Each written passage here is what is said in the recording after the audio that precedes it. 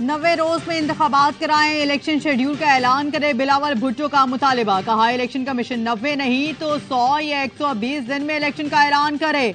कठपुतलियां मुसलत करने वाले तजुर्बे का करना बंद करें, अवाम को फैसले करने दें। अवाम पीटीआई को भी लाए तो कबूल करेंगे। हमारे खिलाफ प्रोपेगेंडा वो कर रहे हैं जो इलेक्शन से भाग रहे हैं। इस गलतफहमी में ना रहें कि नाब की धमकियों से खामोश करा देंगे। गुज़श्ता 16 माह में दीगर सियासतदानों ने खुद को बरी कराया। हमारा फोकस कारकर्दगी पर था, केसेस पर नहीं। पीपल्स पार्टी के किसी रहनुमा का नाम ईसीएल में नहीं। जो जेल में है उनसे कहना चाहूंगा, आपने घबराना नहीं है। आपकी सियासी ट्रेनिंग हो रही है, अब आपको सियासतदान बनाया जा रहा है। तहरीक अदम एतमाद के बाद इलेक्शन में क्यों नहीं गए पीपी और जेएसयूआई आमने सामने। कायदीन ने फैसला किया था कि तहरीक अदम एतमाद के बाद इलेक्शन की तरफ जाएंगे। पीपल्स पार्टी बस जिद थी कि पार्लियामेंट को बरकरार रखना है। पीपल्स पार्टी के सिंध में हुकूमत थी, इसलिए इलेक्शन के लिए तैयार नहीं थी। हाफिज अब्दुल्ला की प्रोग्राम सवाल ये है में गुफ्तगू। पीपल्स पार्टी के नगीर बुखारी ने कहा, फजल रहमान अब बातें करते हैं, 4 वजारतें थी तब खामोश थे। इस वक्त अलग हो जाते तो 16 माह रहने वाली हुकूमत ही ना बनती। पंजाब और केपी में इलेक्शन नहीं हुए तो इसका जिम्मेदार इलेक्शन कमीशन है।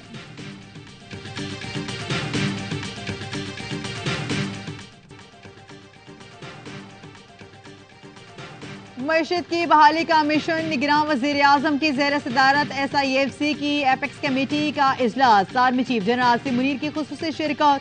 मुआशी तरक्की के अहदाफ के उसूल के लिए आम मुशावरत हुई। डॉलर और चीनी की स्मगलिंग रोकने, गैर मुल्की सरमायाकारी के फरोग और सनतों की बहाली के लिए इकदाम पर ब्रीफिंग। निगरान वज़ीर आज़म इमारुल हक काकड़ ने अमली इकदाम की मंजूरी दी। मुर्तजा सोलंकी का कहना था, हुकूमती अखराजात कम करने के लिए अमले इकदाम किए जा रहे हैं। गैर मुल्की सरमायाकारी की राह में हायल रुकावटों को दूर किया जा रहा है। निगरान वज़ीर तिजारत गौहरी जास ने कहा, बरामदात की सनत चल पड़े तो डॉलर 250 का भी हो सकता है। हमने सनतों और मईशत को दोबारा बहाल करना है। गुज़श्ता दौर में बरामदात कम हुई, हम दरामदात कम करना चाहते हैं।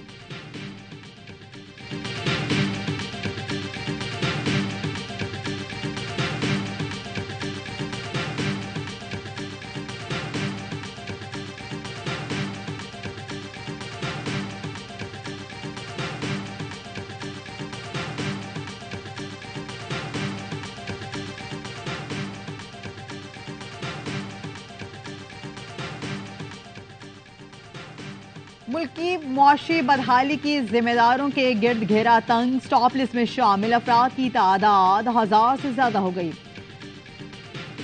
FIA जराये के मुताबिक मुराद अली शाह के करीबी साथी और ऑफिसर स्टॉप लिस्ट में हैं। साबिक हुकूमतों में शामिल सियासी शख्सियात, सरकारी ऑफिसर भी शामिल। ताजे बिल्डर, सनतकारों के नाम भी हैं। बदउनवानी, टैक्स चोरी, हवाला हुंडी के किरदार स्टॉप लिस्ट में आ गए। करेंसी, चीनी, पेट्रोल स्मगलिंग में मुलविस अफराद भी स्टॉप लिस्ट में हैं। सियासी जमात की फंडिंग करने वाले भी शामिल। तमाम एयरपोर्ट पर स्टॉप लिस्ट में शामिल अफराद को रोकने की हिदायत कर दी।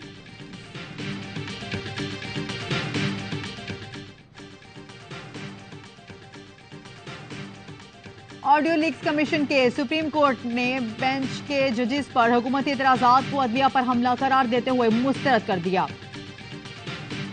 तफसीली फैसले में लिखा, 3 जजेस पर एतराजात की कानून की नजर में कोई अहमियत नहीं। एतराज की दरख्वास्त हरासा करने के लिए दायर की गई।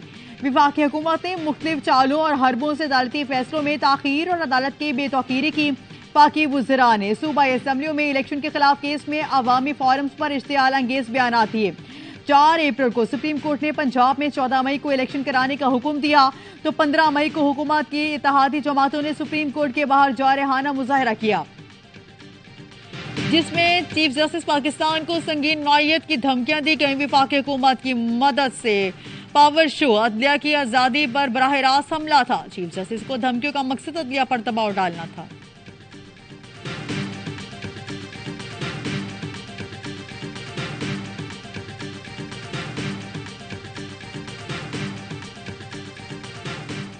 इस इलेक्शन से भागने के लिए पीटीएम की जमातों ने हमला किया सुप्रीम कोर्ट ऑफ पाकिस्तान के ऊपर। किस तरह कंटेनर्स के जरिए उनके ऊपर हमलावर हुए, किस अंदाज से इन्होंने पार्लियामान में खड़े होकर रेजोल्यूशंस पास की। आज के फैसले में उनके खिलाफ चार्जशीट है। माहिर कानून ने सुप्रीम कोर्ट के फैसले को चार्जशीट करार दे दिया। शिव शाहीन कहते हैं इलेक्शन से भागने के लिए पीटीएम ने अदालतों पर हमला किया। पार्लियामान में खड़े होकर करारदादें पास की गई। हर रोज सुप्रीम कोर्ट पर लफ्जी गोलाबारी की गई। चीफ जस्टिस से मुतालबा है आइन से खिलवाड़ करने वालों को सजा दें। सदर डिस्ट्रिक्ट बार इस्लामाबाद के इमाम कहते हैं सुप्रीम कोर्ट के फैसले से साबिका हुकूमत का कंडक्ट वाज़ेह कर दिया। फैसले में साजिश का जिक्र किया गया। माहिर कानून अहमद पंसोता ने कहा जिस तरह जजेस पर हमला किया गया इस पर सुप्रीम कोर्ट का फैसला चार्जशीट है। वकील फैसल चौधरी बोले सुप्रीम कोर्ट को अपने जायज मकाम के लिए ऐसे फैसले देना पड़ेंगे। सुप्रीम कोर्ट को कमजोर करने की कोशिश पर तमाम जजेस को मिल बैठकर सोचना होगा।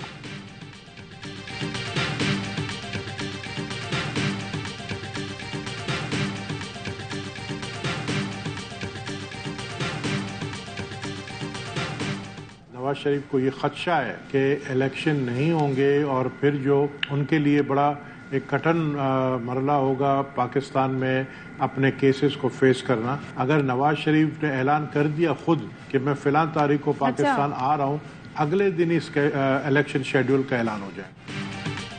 नवाज शरीफ की वापसी का जिस दिन ऐलान होगा उसी दिन इलेक्शन शेड्यूल भी आ जाएगा। नबील गुल की पेशगोई, कहा नवाज शरीफ को खदशा है कि इलेक्शन नहीं होंगे तो उनके लिए केसेस का सामना करना कठिन होगा। आर्मी चीफ मुल्क के लिए अच्छे इकदाम कर रहे हैं। इलेक्शन कमीशन को भी कहा जाए कि इंतखाबात के शेड्यूल का ऐलान कर दिया जाए।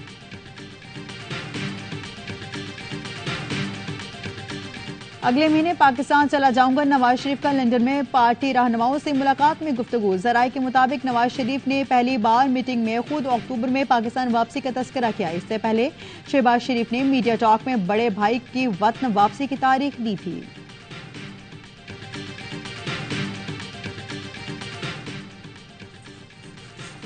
सदर डॉक्टर आरिफ अलवी की 5 साला ओहदा सदारत की मुद्दत खत्म हो गई।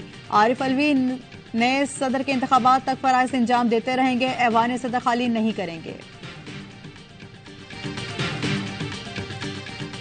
अवाम हमेशा अपने वतन की मोहब्बत के साथ, अपनी मिट्टी की मोहब्बत के साथ उनको हमेशा लगाव है और वो अपनी फोर्सेस के साथ, अपनी पुलिस के साथ, लेडीज के साथ बिल्कुल इसी सप्लाई द्वार खड़े हैं। चित्राल के गशूर अवाम पाक फौज और फोर्सेस के शाना बशाना लड़ने के लिए तैयार। मकामी आबादी पाक फौज की मदद के लिए बाहर निकल आए। अवाम असलहा, गोला बारूद और खुराक पाक फौज के अगले मोर्चों तक पहुंचा रहे हैं। मकामी लोगों ने एफसी विंग कमांडर के साथ जिरगा करके चित्राल के अवाम की तरफ से पाक फौज के साथ मुकम्मल ताउन का यकीन दिलाया। कालादम टीटीपी की दहशतगर्दी के सख्त अल्फाज में मजम्मत। डिप्टी कमिश्नर चित्राल मोहम्मद अली खान कहते हैं पाक फौज ने एफसी चौकियों पर हमला का मुंह तोड़ जवाब दिया और दहशतगर्दों को पीछे धकेल दिया। सूरत हाल कंट्रोल में है। अवाम और पाक फौज किसी भी दहशतगर्द को चित्राल में बर्दाश्त नहीं करेंगे। चित्राल वाक़े पर पाकिस्तान का अफगानिस्तान से सिफारती सतह पर भरपूर एहतजाज। अफगान नाज़िमुल उमूर की दफ्तर खारिजा तलबी तर्जुमान दफ्तर खारिजा का कहना है वाक़या अफगान हुकूमत के साथ उठाया। अब अफगानिस्तान में छोड़ा जाने वाला असलहा अफगान दहशतगर्द गिरोहों के हाथ आया।